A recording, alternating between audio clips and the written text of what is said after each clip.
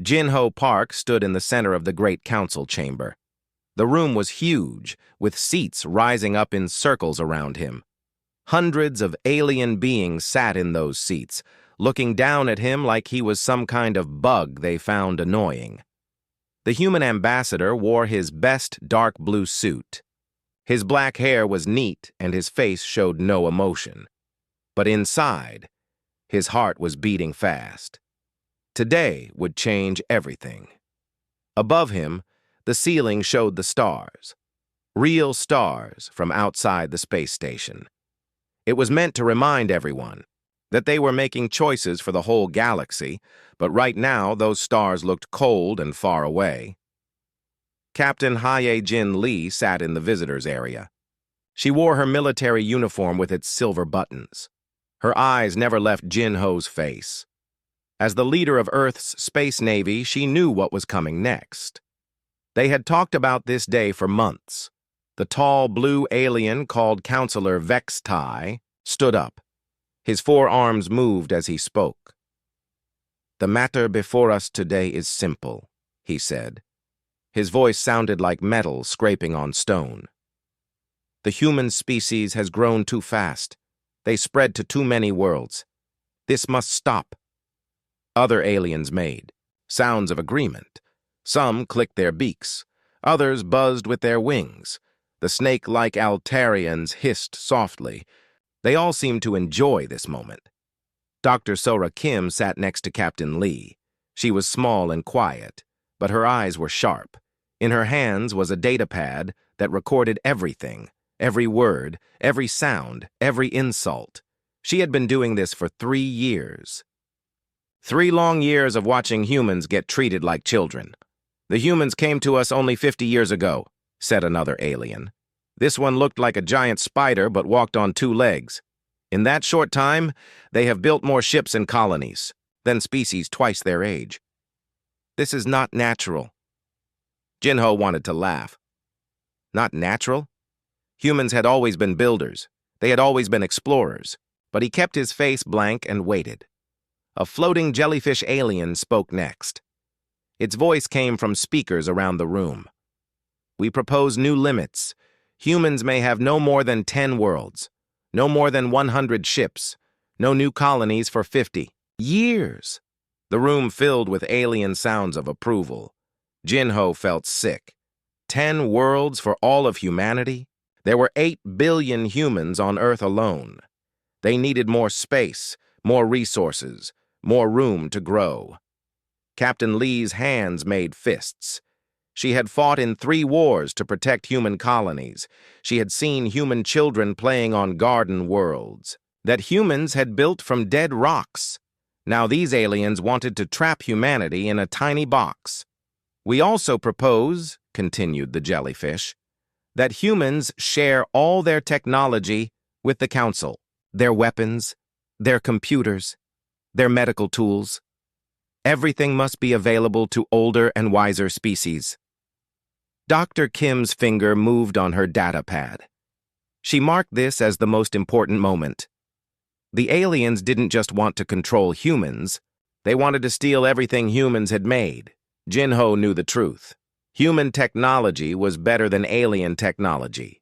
Human computers were faster. Human medicines worked better. Human ships could go farther and fight harder.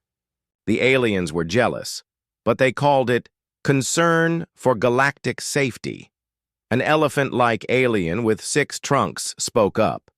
"Humans are too violent, too unpredictable. They must be watched and controlled for the good of all." More sounds of agreement filled the chamber. Jinho looked around at all the alien faces. Some had eyes that glowed.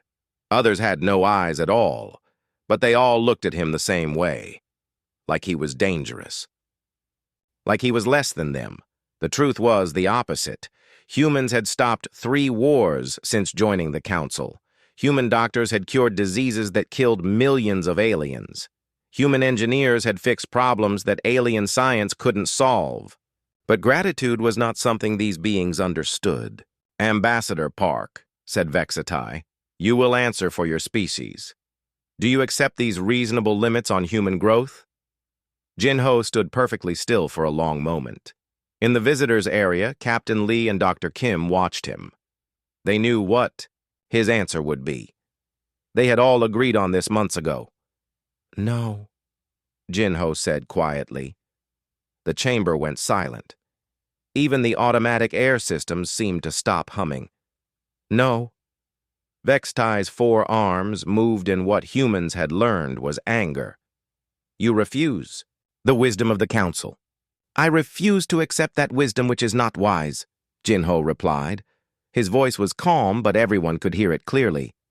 "I refuse to accept limits placed on humanity by beings who fear what they cannot control." Angry sounds erupted from the alien seats. Clicking, hissing, buzzing, growling. Some aliens stood up. Others waved tentacles or claws in the air. Jin-Ho raised his voice. "For 3 years, humanity has tried to work with this council. We have followed your rules. We have shared our knowledge. We have helped solve your problems. And how are we repaid? With suspicion, jealousy, and now attempted slavery." "How dare you?" shouted the spider alien. "We offer you guidance." "You offer us chains," Jin-Ho shot back. "Beautiful chains made of law and tradition, but chains nonetheless." Captain Lee stood, up in the visitors' area. Her movement was smooth and controlled, but every alien in the room suddenly remembered that she was a military officer. A human military officer. "The human species," Jin-Ho continued, "hereby withdraws from the Galactic Council, effective immediately. We will honor no council law, recognize no council authority, and accept no council judgment." The chamber exploded with noise. Aliens were screaming, clicking, and making sounds humans had never heard before. Some were angry, others seemed scared. A few looked confused, like they couldn't believe what they had just heard. Dr. Kim smiled for the first time in years. Her data pad had recorded everything, every insult, every threat, every moment of alien arrogance. Future historians would know exactly why humanity made this choice. "You cannot do this," Vexitai's voice cut through the noise. "You are barely a spacefaring species. You need us." Jin-Ho picked up the folder that held his credentials as human ambassador. Slowly, carefully, he tore it in half. The sound of ripping paper somehow cut through all the alien shouting. "We needed partners," he said. "We needed friends. We needed equals who could respect us as we respected them. Instead, we found masters who wanted servants." He dropped the torn papers on the floor. "Humanity chooses freedom over security, independence over protection, and dignity over acceptance." Captain Lee and Dr. Kim walked down to join him. The three humans stood together in the center of the chamber while hundreds of aliens shouted at them. "This council is dismissed," Jin-Ho said. Then the three humans turned and walked toward the exit. Behind them, the aliens continued to scream and argue, but the humans didn't look back. They had made their choice, and now the galaxy would learn what that choice meant.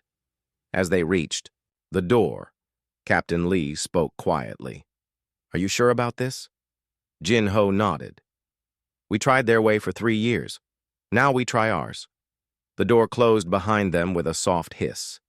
In the chamber, the aliens still argued about what had just happened. None of them understood that they had just made the biggest mistake in galactic history. Admiral Tae-Sung Choi stood on the bridge of his flagship, watching the stars. But these weren't normal times for watching and thinking. His communication screen showed dozens of human captains, all waiting for his orders. They had been waiting for this moment for a very long time. "Execute Protocol Exodus," he said calmly. "All human forces are to withdraw from Council space immediately." Across the galaxy, human ships began to move. Some were big military vessels with heavy guns and thick armor. Others were small trading ships that carried goods between the stars. All of them started heading for the edge of Council territory. On New Geneva Station, Engineer Boram Han walked through the corridors one last time. This had been her home for 5 years. She had helped build this place from nothing but metal and dreams. Now she was taking it apart. The station was huge, with shopping areas, offices, restaurants, and homes for 50,000 people. Most of those people were aliens who came here to trade with humans. They didn't know yet that their comfortable life was about to end. Boram stopped at the main computer center. Her fingers moved quickly over the controls. Every system on the station ran on human technology. The air recycling, the artificial gravity, the lights, even the toilets. All of it had been designed and built by human engineers. Shutdown sequence. Initialized, she said into her radio. All human tech will be offline in 6 hours. Around the galaxy, other humans were doing the same thing. On mining stations, human workers packed up their equipment and left. The aliens who worked with them watched in confusion as the humans took everything that looked important. Captain Do-Woo Kim commanded a small fleet of cargo ships. His job was to collect human technology from alien worlds. It was amazing how much human-made equipment was scattered across the galaxy. Medical scanners in alien hospitals, computer chips in alien ships, even kitchen appliances in alien restaurants. "Sir," said his lieutenant, "the Altarians are asking why we're taking the quantum computers from their research station." Do-Woo almost laughed. "Tell them they can keep the computers, but the operating systems and software are human property. Without human software, the quantum computers were just expensive metal boxes. The Altarians would learn that soon enough." Dr. Min-Seo Park worked in a secret laboratory deep inside human space. She was Jin-Ho's daughter, but she was also one of the best engineers in human history. For months, she had been preparing for this day. Her job was simple but important. Every piece of human technology had hidden code inside it. Code that could turn the technology on or off from far away. The aliens never knew about this code because they never looked for it. They trusted humans too much. "Activation in 3 hours," she told her team. "Every human-built device in council space will stop working at the same time." Her fingers moved over holographic displays. Thousands of signals went out to millions of devices, ships, stations, computers, medical equipment, communication arrays. All of it would go dark when she gave the final command. Meanwhile, alien leaders were starting to understand what was happening. In the council chamber, emergency meetings ran day and night. The same aliens who had laughed at humanity's withdrawal were now screaming at each other. "The humans are stealing our equipment," shouted Counselor Vextai. His forearms waved frantically. "Send security forces to stop them." But it wasn't stealing. Everything the humans took belonged to humans. It had just been loaned to aliens or sold with very specific contracts. Contracts that the aliens had never bothered to read carefully. The Regellian Trade Federation was the first to feel real pain.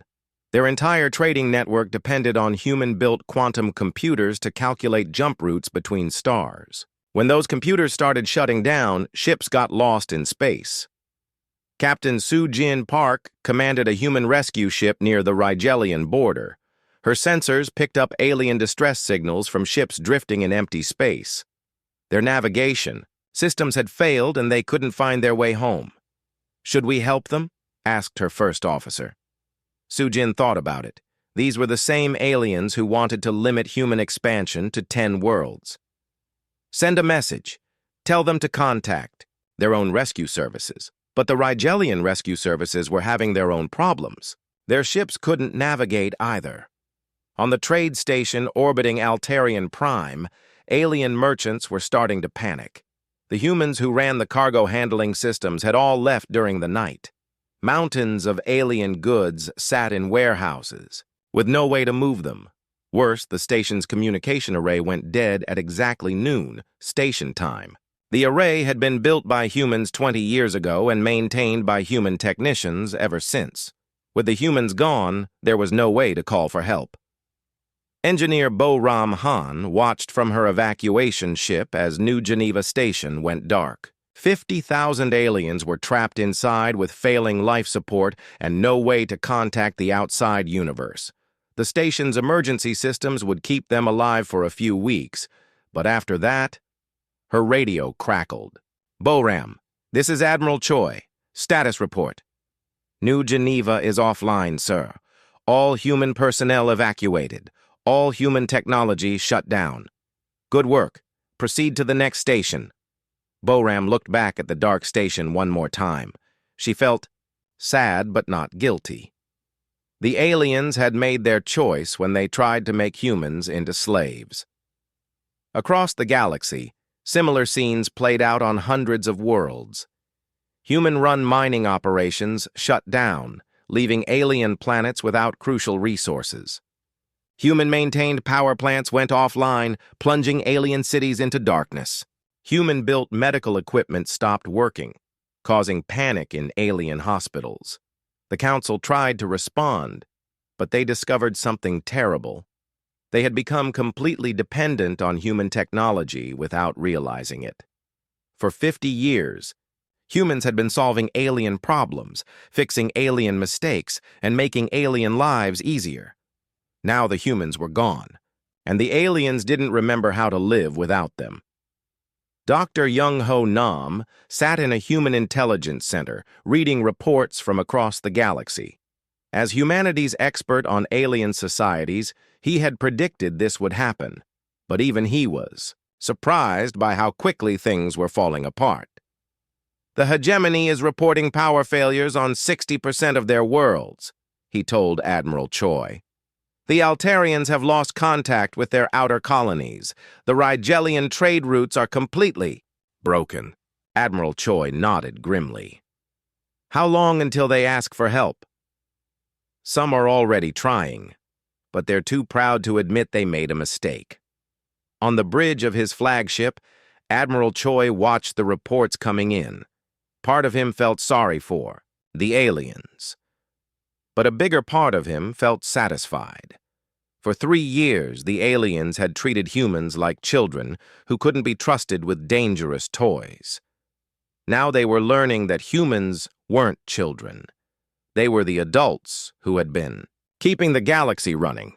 Captain Hai-Jin Lee commanded the last human fleet to leave Council space. Behind her, alien ships tried to follow, begging for help. Their communication systems were failing, their navigation was broken, and their life support was running out of power.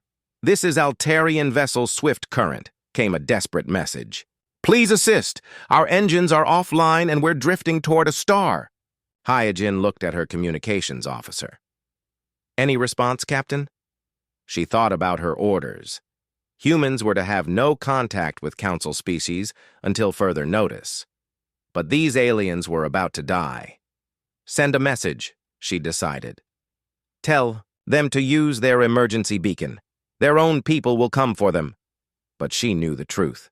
The Altarian rescue services were probably broken too. As her fleet crossed the border into human space, Hyojin looked back one more time.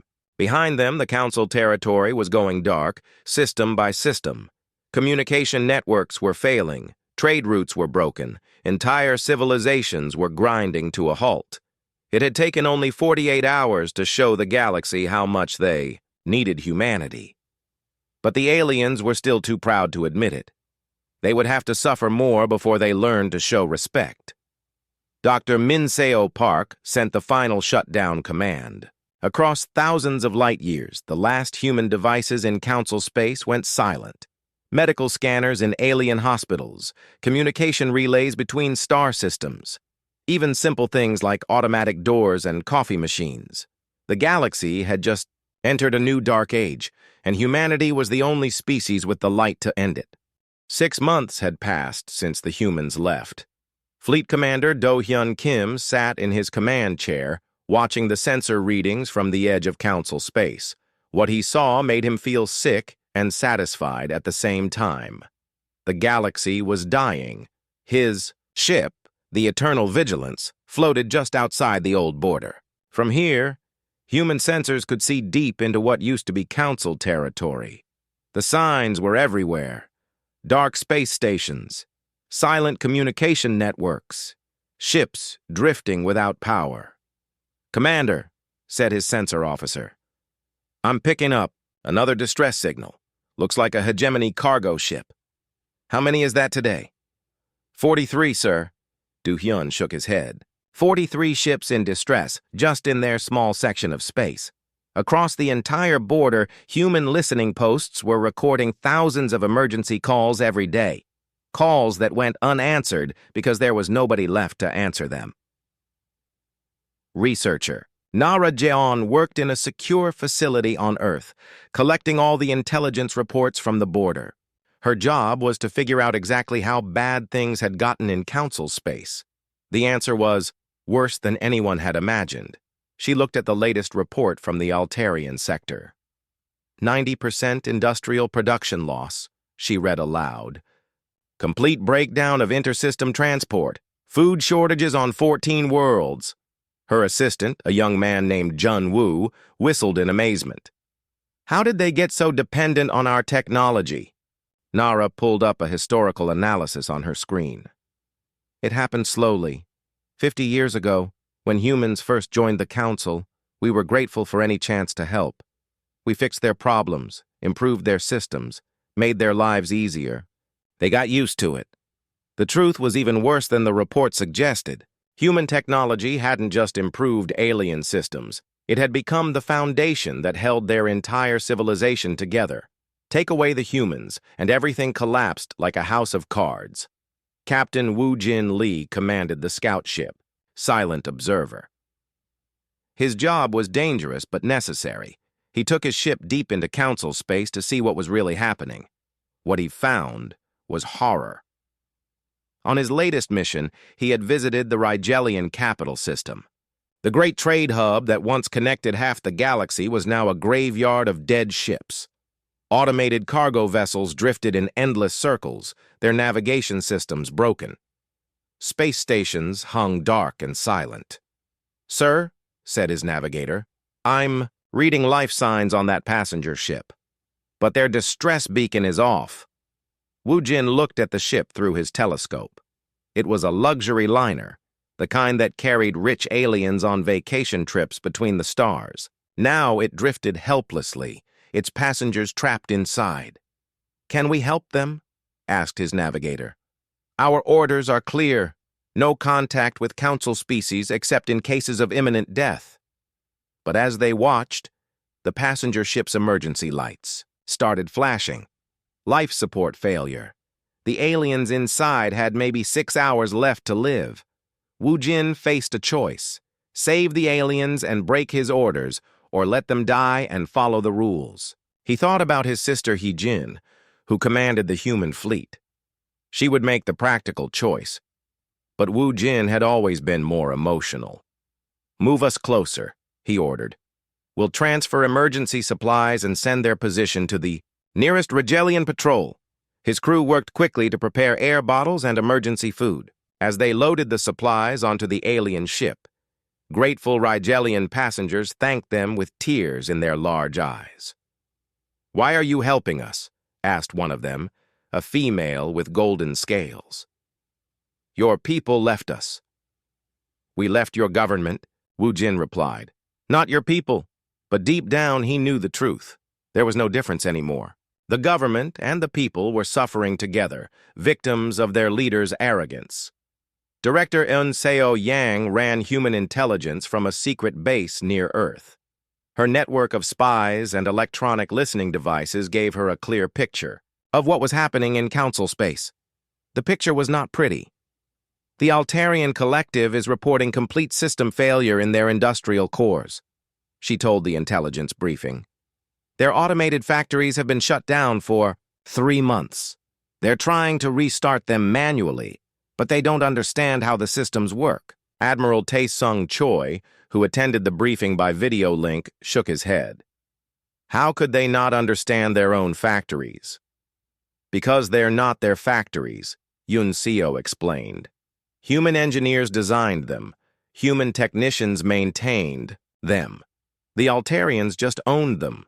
This was the pattern everywhere. For decades, aliens had bought human technology, hired human experts, and relied on human solutions.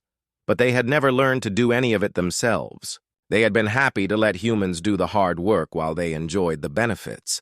The hegemony was trying to build new communication satellites to replace the human-designed ones that had failed.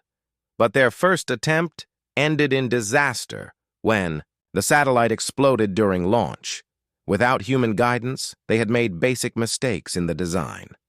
On the planet Zephyria, alien doctors were trying to save lives with primitive medical equipment. The advanced human-built scanners and surgical robots sat useless in hospital corners. The aliens had the machines, but not the knowledge to use them without human software. Captain Bo Young Park patrolled the human border in her destroyer Iron Will.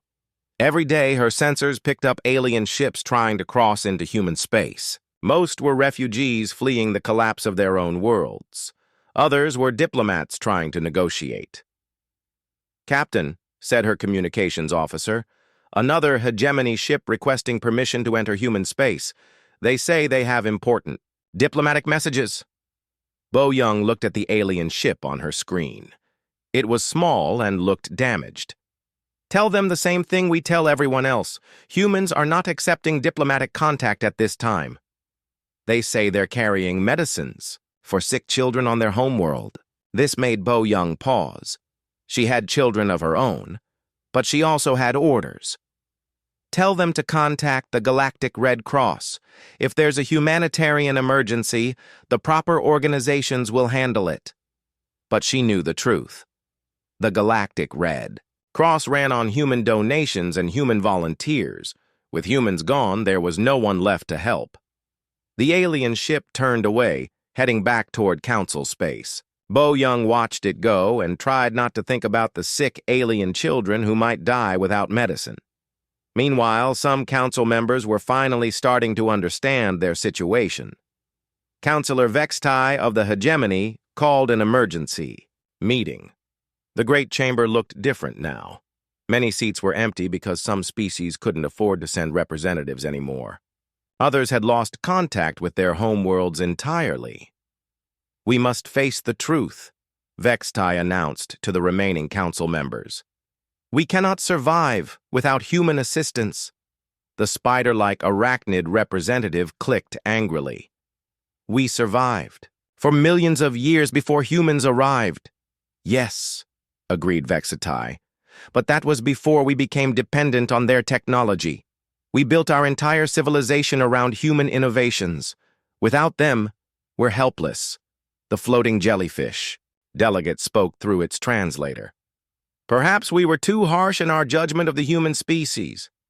"Too harsh?" The Rigelian trade minister laughed bitterly. "We tried to turn them into our slaves, and now we're paying the price." Back on Earth, Dr. So-Ra Kim analyzed the alien communications that human spy satellites intercepted. The conversations between alien leaders showed desperation, fear, and growing anger. Some blamed humans for abandoning them. Others blamed themselves for driving humans away. "They're starting to fracture," she reported to the Human Defense Council. "Some species want to apologize and ask humans to return. Others want to declare war on us." Admiral Choi leaned forward. "War? With what? Their fleets can barely navigate between star systems." "Desperation makes people do stupid things," Dr. Kim replied. "And some of these species have nuclear weapons." This was a real concern. While human technology was more advanced, some alien species had large populations and powerful weapons. If they united against humanity, they could cause serious damage. But the reports from the border suggested that unity was impossible. The Altarians blamed the hegemony for starting the anti-human movement.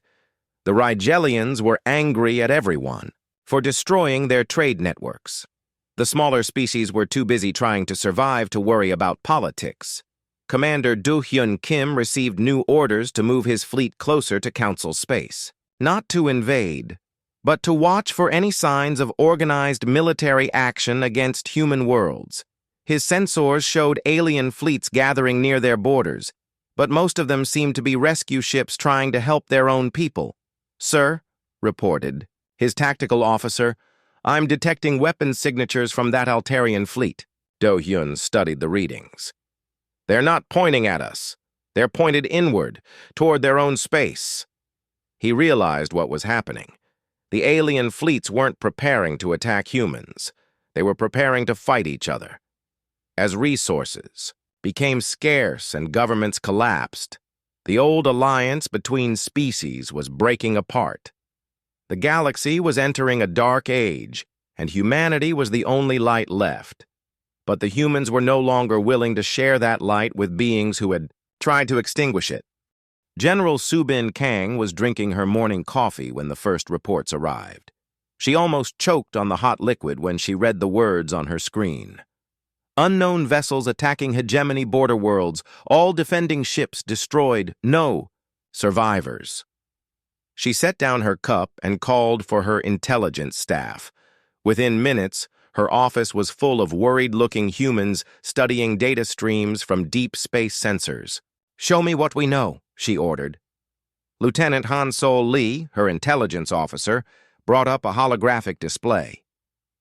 The attack started 3 hours ago in the hegemony's outer rim. 5 planets hit simultaneously. The attackers used weapons we've never seen before. Subin studied the energy readings. What kind of weapons? Some kind of matter disintegration beam. It doesn't just destroy ships, it completely erases them. No debris, no wreckage, nothing left behind. This was impossible. No known species in the galaxy had technology like that. But the sensor readings didn't lie. Dr. Young-Ho Nam had been studying dead civilizations for 30 years. His office was filled with artifacts from species that had vanished long ago. When he heard about the attacks, he felt a cold fear in his stomach. He pulled up his research on the vanished ones. Ancient civilizations that had simply disappeared from the galaxy millions of years ago. Every few million years, it seemed, entire species would just stop existing. Their planets would be found empty, their cities abandoned, their people gone. "I think I know what's happening," he told General Kang during an emergency video call. "The Devourers are back." Devourers? It's what I call them. I don't know their real name because no one who met them ever lived to tell us. But the pattern is always the same. Advanced civilizations suddenly vanish, leaving no trace except empty worlds. General Kang looked skeptical. "You think these attackers are responsible for ancient extinctions?" "I'm certain of it. And there's something else you need to know. In my research, I found evidence that the last major attack was stopped by an advanced species that used sophisticated defensive networks." "Which species?" Dr. Nam's face was grim. "I don't know. But I think humans accidentally recreated their defense systems. Our early warning networks, our quantum sensors, our automated response protocols, they're all similar to archaeological traces I found on dead worlds." The truth was terrifying. For 50 years, humanity had been building defenses against a threat they didn't even know existed. And now, just when the galaxy needed those defenses most, humans had turned them off and walked away. Captain Sujin Park commanded the battlecruiser Righteous Fury. She was patrolling the edge of human space when her sensors detected something impossible. A fleet of ships was approaching from the galactic core, but they weren't like any ships in the databases. "Captain," said her sensor officer, "I'm reading 37 vessels, but their energy signatures don't match any known technology." Sujin looked at the display. The ships were massive, dark, and moved in perfect formation. They made no attempt to communicate or identify themselves. "Weapons status. They're armed with something we've never seen before. Energy readings are off the scale." As they watched, the strange ships changed course toward a nearby Altarian colony, world. Sujin realized what was about to happen. Communications. Try to raise the colony. Warn them. But the colony's communication systems had been built by humans and shut down months ago during the withdrawal. There was no way to warn them. The strange ships reached the colony world and began their attack. Beams of impossible energy struck the surface, and entire cities simply vanished. Not destroyed, vanished, as if they had never existed at all. Admiral Lans. Haewon Kim watched the battle from the command center of humanity's largest space station. Her screens showed the attack on multiple Altarian worlds simultaneously. The defending alien fleets were being destroyed so quickly, it was almost comical. "Those Altarian ships are using our old tactical manuals," she observed. "Formation 7 Delta, Standard Council Doctrine." Her tactical officer nodded. "The enemy seems to know exactly how to counter it." This was the problem. For 50 years, humans had been training alien military forces, sharing tactical knowledge, and helping design their defense strategies. Now those same strategies were being used against defenders who no longer had human support. The Altarian Collective's main fleet tried to organize a defense of their capital system. Admiral Hay-Wan watched as they formed the classic wall of shields formation that human advisors had taught them decades ago. The Devourers, for that's what everyone was calling them now, simply flew around the formation and attacked from behind. The entire Altarian fleet was destroyed in less than an hour. "Ma'am," said her communications officer, "we're receiving desperate transmissions from Altarian High Command. They're begging for human assistance." Admiral Kim felt no satisfaction in this moment. Watching entire civilizations die was not something any human could enjoy. But she also remembered the arrogance of Counselor Vextai and the others who had tried to enslave humanity. "What are our orders regarding assistance to Council species?" "No military aid unless directly authorized by the Human Defense Council." The hegemony fared no better than the Altarians. Their mighty war fleets, once the pride of their empire, crumbled before the Devourer advance. Ships that had been maintained by human engineers for decades broke down at critical moments. Weapons systems that had been upgraded by human technicians failed to fire. General Subin Kong received reports from across the former Council territory. The pattern was always the same. The Devourers would arrive at a system, ignore all attempts at communication, and begin systematically destroying everything that lived. "They're not just conquering," she told the Human Defense Council. "They're sterilizing. Every world they touch becomes completely lifeless." President Mi-young Choi, who led the human government, looked at the tactical displays with horror. "How long until they reach human space?" "At their current rate of advance, 6 months. Maybe less."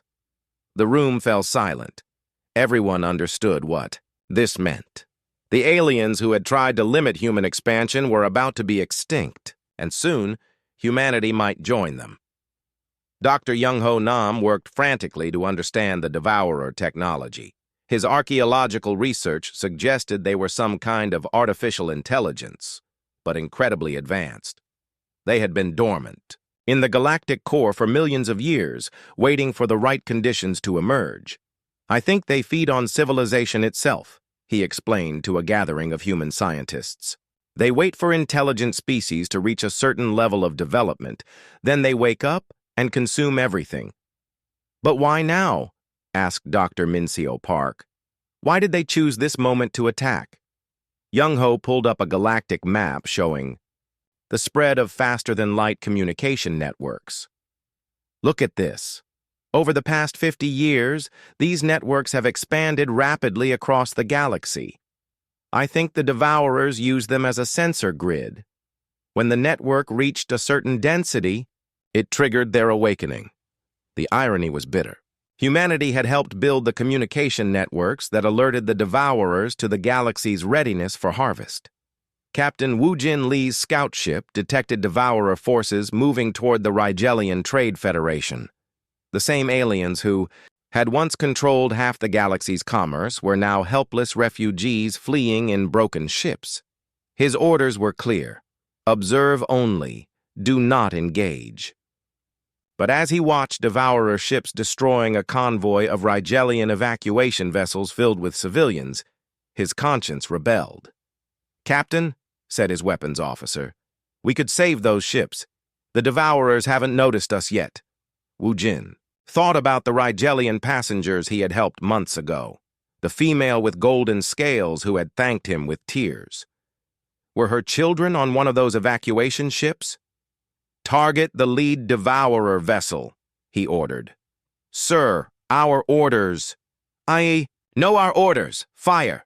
The human ship's weapons struck the Devourer vessel, causing significant damage. For a moment, the alien evacuation ships had a chance to escape. But then the entire Devourer fleet turned toward the human scout ship. All power to engines, Wu Jin ordered. Emergency jump to human space. His ship barely escaped, but the damage was done. The Devourers now knew that humans still existed and were actively opposing them. Back on Earth, President Mi Young Choi received a desperate message from what remained of the Galactic Council. The transmission came through old emergency channels that the humans hadn't shut down. Counselor Vex Tai appeared on the screen, his 4 arms moving frantically. Behind him, the council chamber was in ruins. President Choi, I'm speaking for all surviving council species. We need your help. The council voted to limit human expansion and steal our technology, she replied coldly. Why should we help you now? Because if we fall, you're next. Vex Tai's voice was desperate. These Devourers will not stop until everything is dead. We were wrong about humans, terribly wrong. But that doesn't matter anymore. Only survival matters. President Choi looked at her advisors. General Kang nodded, slightly. They all understood the situation. Humanity could not survive alone against an enemy that had destroyed entire galactic civilizations. What are you proposing? Full recognition of human independence, unrestricted expansion rights, access to all remaining council resources. In exchange, you help us fight the Devourers.